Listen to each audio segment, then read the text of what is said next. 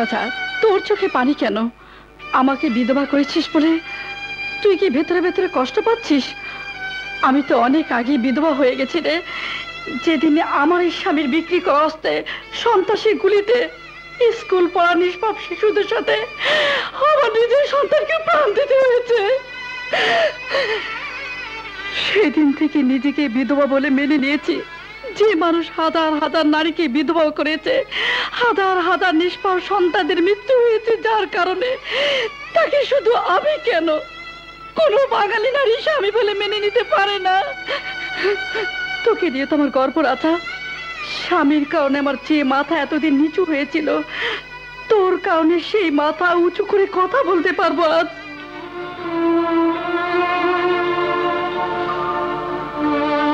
মা, সবাই বলে মানুষের জন্য খোদার সবচেয়ে বড় দান হলো তার মা। আমি কত ভাগ্যবান যে দুটো মা পেয়েছি আমি।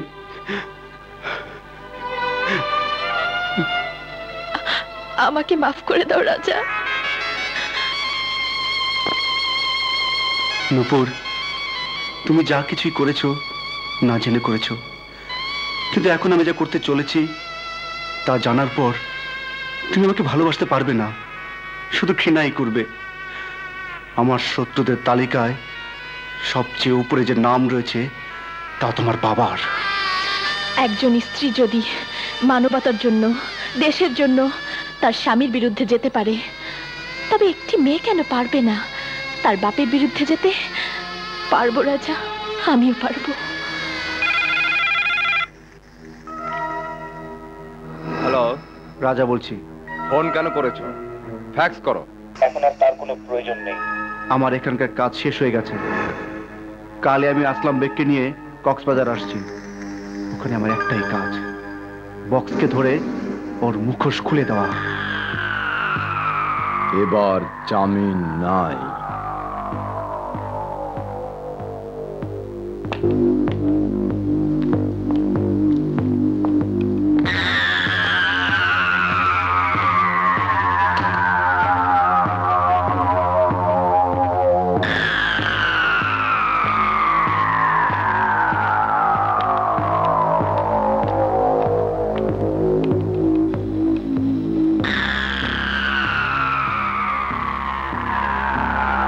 কুদ্দুস,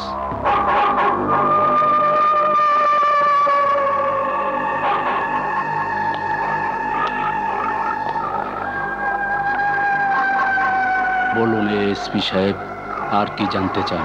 আমার লোক তোমাকে নকল গুলিতে বেহুশ করে যে নাটক সাজিয়েছিল, তাতে আমার সমস্ত প্ল্যান সাকসেস হয়েছে। তাহলে আমাকে আর কতদিন এখানে থাকতে হবে? এতদিন যে তথ্য তুমি আমাকে দিয়েছো, তাতে আমার লোক সাহেব আলী ও তার পুরো দলকে শেষ করে দিয়েছে। কাল আমার লোক আসলাম বেগকে নিয়ে ইউনানি বিচে আসছে। সুতরাং এখন তুমি মুক্ত। সত্যি বলছেন? ইয়েস, ইউ ক্যান গো।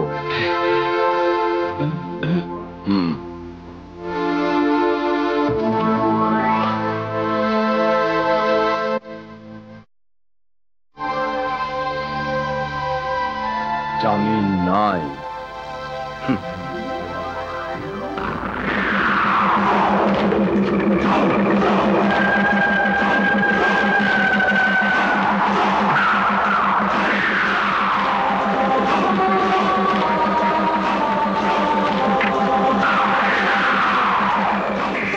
যেখান থেকে একদিন কাহিনী শুরু হয়েছিল, আজ সেখানেই শেষ হতে চলছে।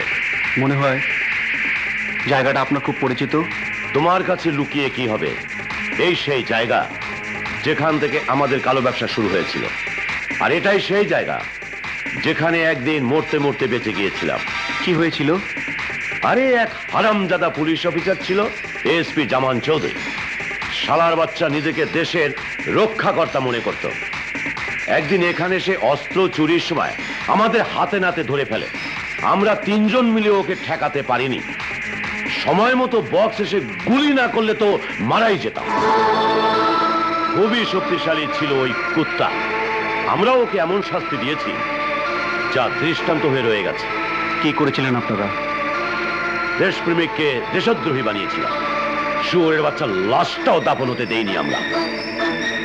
আজও কিছু লাশ এখানে পড়বে যাদের দাফন হবে না। ঠিক বলেছ, বক্স আর তার সঙ্গীদের লাশ।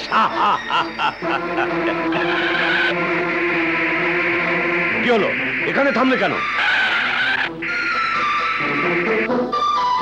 এখানে একটি ছোট্ট কুড়ে ঘরে এক তপস্বিনী 20 বছর ধরে তপস্যা করছে।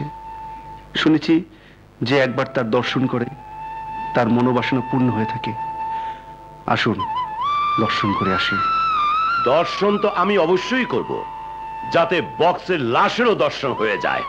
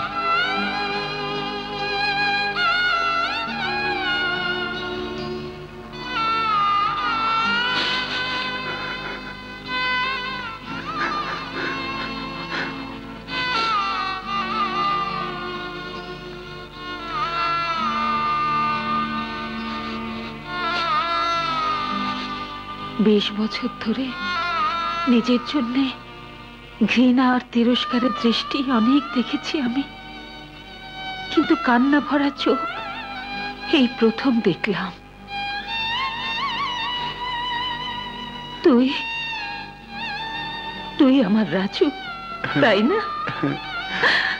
হ্যাঁ মা। রাজু, মা, মা,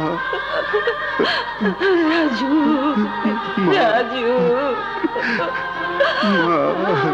রাজু, যে 20 বছর ধরে নিজের সন্তানকে দূরে সরিয়ে রেখেছে, মা হয়ে আমি তোকে মায়ের স্নেহ মমতা কিছুই দিতে পারিনি। আমাকে তুই মাফ করে দিস রাজু, আমাকে তুই মাফ করে দে বাবা। না মা, তুমি কোনোদিনও আমার কাছ থেকে দূরে ছিলে না। এই দেখো, তোমার মাথার চুল সব সময় দোয়া হয়ে আমার মাথায় আছে। মা, এবার তোমার অপেক্ষা আর আমার প্রতিজ্ঞা পূরণের সময় এসেছে। কথা দিয়েছিলাম যেদিন বাবার সম্মান ফিরিয়ে আনতে পারবো সেদিন ফিরে আসবো। আজ সেই সম্মান ফিরিয়ে দেওয়ার দিন মা। ওই দেখো আমি কাকে নিয়ে এসেছি।